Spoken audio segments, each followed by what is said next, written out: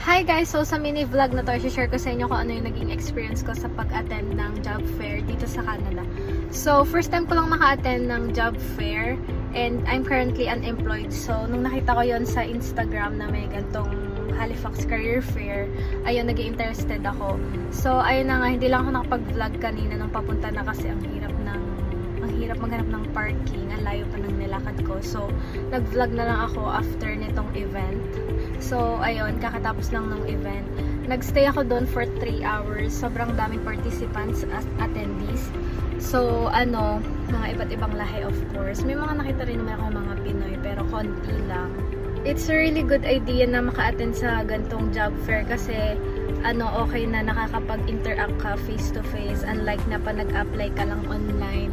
Tapos ayun, tulad kanina, hindi lang mga exhibitors ang nandun, meron din na hiring managers na nandun na, so on the spot na i-interview ka, ganun. So ganun yung nangyari sa'yo.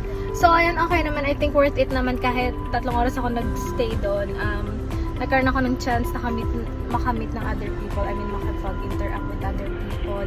Kasi yun yung minsan takot na takot ako kasi nga thinking ko lagi na ako magaling mag-English na ganyan.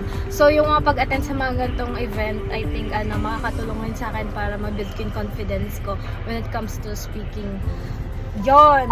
Tapos yun, kailangan ko na umuwi guys kasi nantay na ako ng mga Junakis, of course. So ayun lang, shinare ko lang sa inyo yung naging experience ko. I hope you like this video. Thank you for watching.